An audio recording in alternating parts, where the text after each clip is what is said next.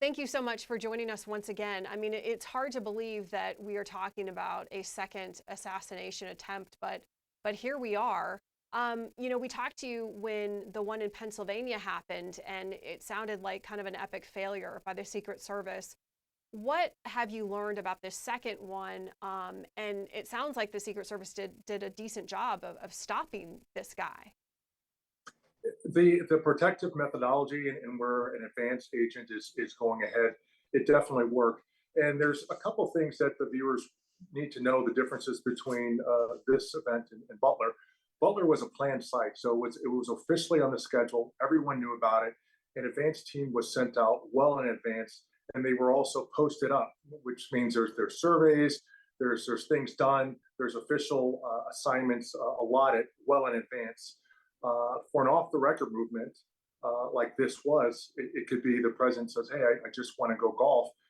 The security team isn't allotted the same, you just don't have the same amount of resources and assets to advance it at the same level or post it like a planned, scheduled event.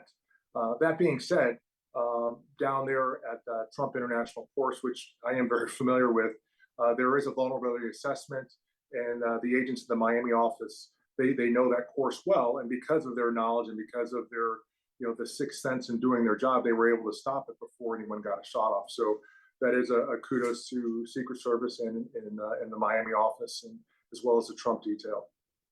Because that golf course, Mar-a-Lago, you spent some time down there. Also talk about just how difficult it is to protect someone, like Donald Trump on a golf course or just outside in general versus an indoor venue. Protecting anyone outside is very difficult, just the nature of it. When it's an inside event, like say if it was an arena or a school or something like that, it's easier to control because you have entrances and exits that are controlled with magnetometers. You can post people, that everyone that comes through there is swept. When you're doing something in the public and outside, especially a golf course, or like with President Bush, he used to mountain bike, you're dealing with just vast amount of perimeters that you really have a tough time controlling. You may be able to get a couple hundred yards in front of it, but whenever you're outside, especially on a golf course, it's going to be very difficult. And especially if it's an off the record last second, hey, I want to get in 18 holes, getting that secured for anyone is going to be very difficult. Yeah, and I mean, we know that Trump really likes to golf. So, I mean, do you think moving forward there might be some, I don't know, recommendations? Obviously we knew that the campaign, it was kind of told, hey, maybe you shouldn't hold any outdoor rallies anymore. Do you think there might be, a recommendation to him? Maybe you shouldn't be golfing as much. What, in your opinion, do you think might be recommended to him and his campaign? Well, I think a lot of things people have to realize is there's some things you just can't control.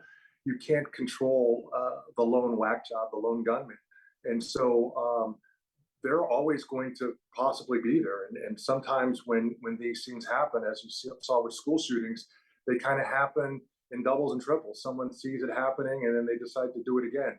So that threat is always going to be there. It worked though.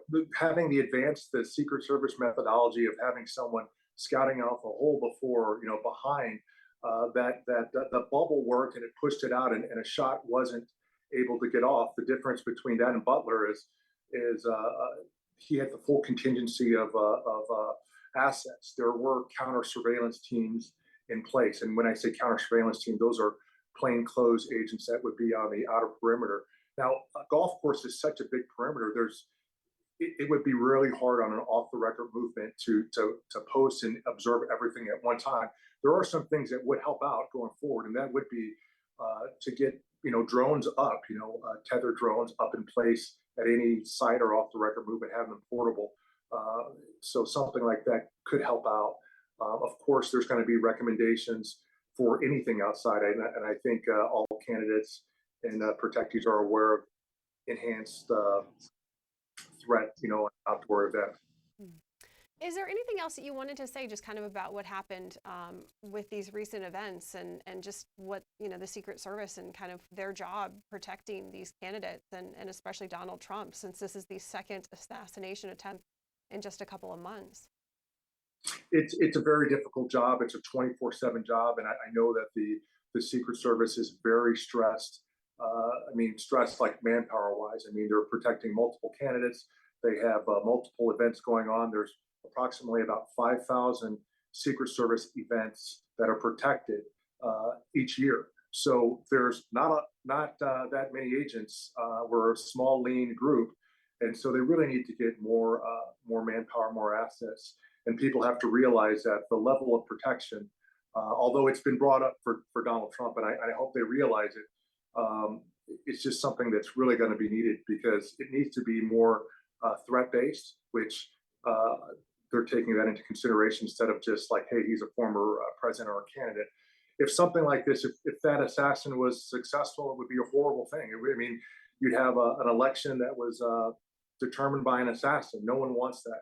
So this is a very important, crucial time that actions be taken. And I do want to give kudos to the agents that confronted him and stopped him from getting a shot off. So the job that we do, the Secret Service does, which advance and secure, in this instance, it actually worked. It would have been great if he never got there, but on an outdoor event where you have public streets and it's not an official site, that's very hard to do. Very hard to do. Similar, like if he says, "Hey, I'm going to go to Charlie's Steakhouse or McDonald's for a quick Coke," getting that thing secured and locked down from the public, it's going to be a very more difficult than a controlled site that's planned well ahead of time.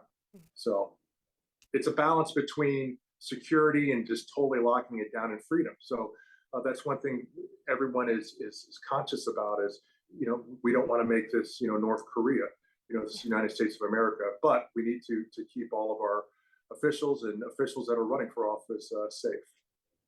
Frank Boudreaux, thank you so much for joining us. We always appreciate talking to you, and obviously the circumstances are unfortunate, but your insight is always fascinating. So thanks so much.